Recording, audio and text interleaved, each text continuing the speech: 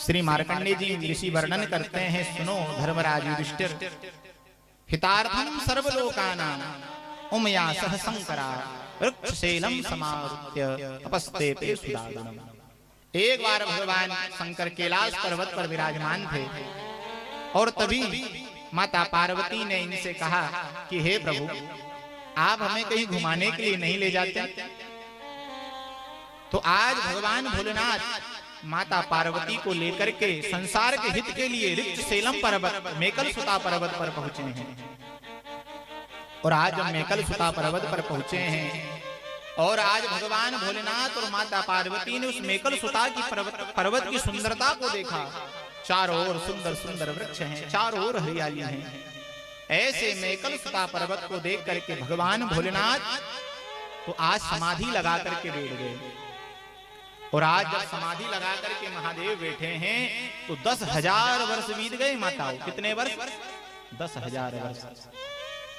और आज जब 10,000 वर्ष बीत गए तब भगवान भोलेनाथ की जटाओं से श्वेत पसीना बहा। बड़े ध्यान से कथा सुनना। आज 10,000 वर्ष मेकल सुता पर्वत पर तप करते करते शंकर को बीते तो आज भगवान भोलेनाथ की जटाओं से श्वेत पसीना निकला और वो पसीना बहा और जैसे ही पृथ्वी पर आकर के पसीना गिरा उस श्वेत पसीने से एक सुंदर कन्या का जन्म हो गया। बोले नर्मदा मैया की जय। नर्मदा जी की उत्पत्ति कहां से हुई है? भगवान महादेव की जटाओं से जो पसीना बहा, श्वेत पसीना, उससे आज माता नर्मदा का प्रादुर्भाव हुआ। एक बात ध्यान रखना,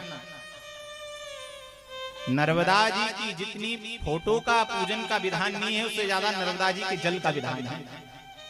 क्योंकि नर्मदा जी की उत्पत्ति सबसे पहले जल के रूप में ही हुई, पसीने के रूप में। और आज माता नर्मदा का प्रादुर्भाव हुआ और आज माता नर्मदा ने भी तप करने बैठ गई वही शंकर के सन्मुख और 10,000 वर्षों तक तप किया। कितने? 10,000 वर्ष। और जब माता नर्मदा का तप पूरा हुआ तब आज माता नर्मदा के सन्मुख भगवान भोलेनाथ ने अपने नेत्र खोले और कहा, मांगो तुम्हें क्या चाहिए, तुम कौन हो?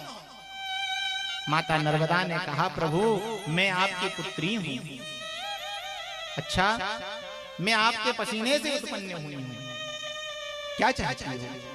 तो नर्मदा ने 7 वरदान मांगे। भैया बड़े ध्यान से सुनना, नर्मदा ने कितने वरदान मांगे? 7। आज शंकर की पुत्री है नर्मदा, आज पुत्री मांग रही है और पिता दे रहा है।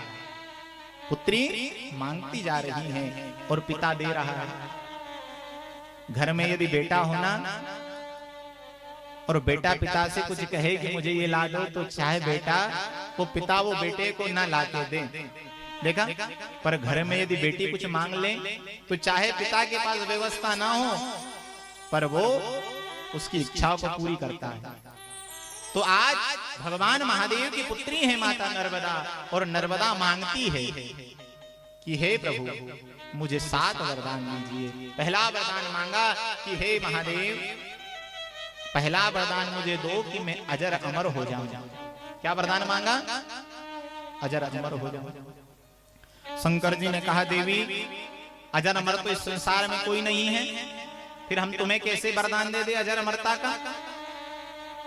पर माता नर्मदा ने कहा कि मैं आपकी पुत्री हूं, जैसे आज आप अजर अमर हो वैसे आप मुझे भी वरदान दो।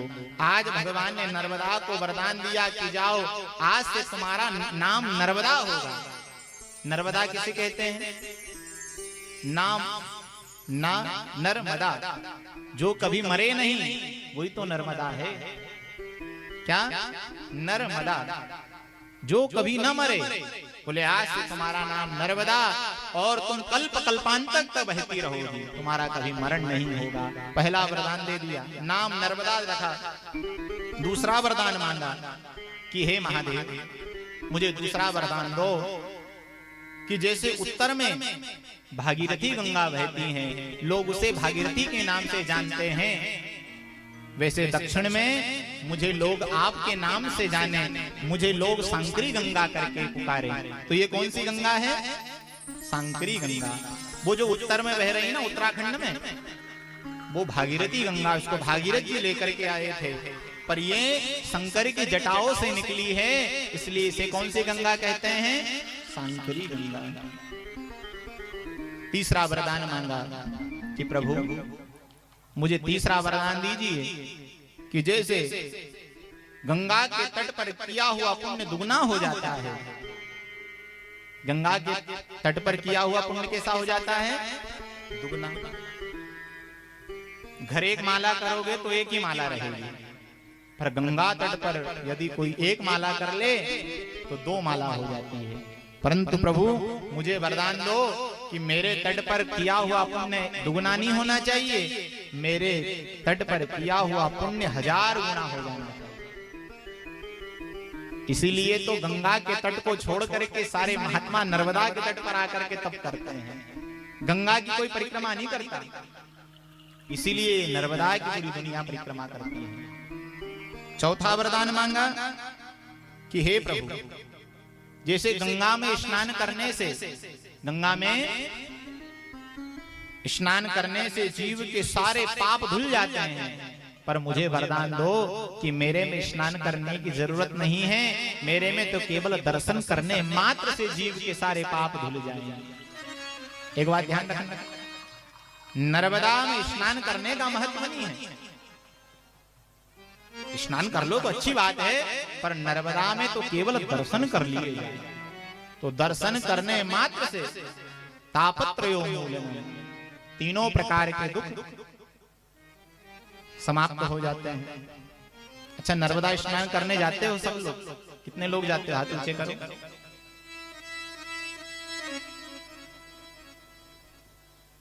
क्यों नहीं जाते?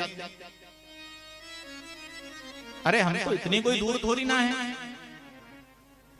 मैंने देखा लोग नर्मदा का स्नान करने के लिए लोग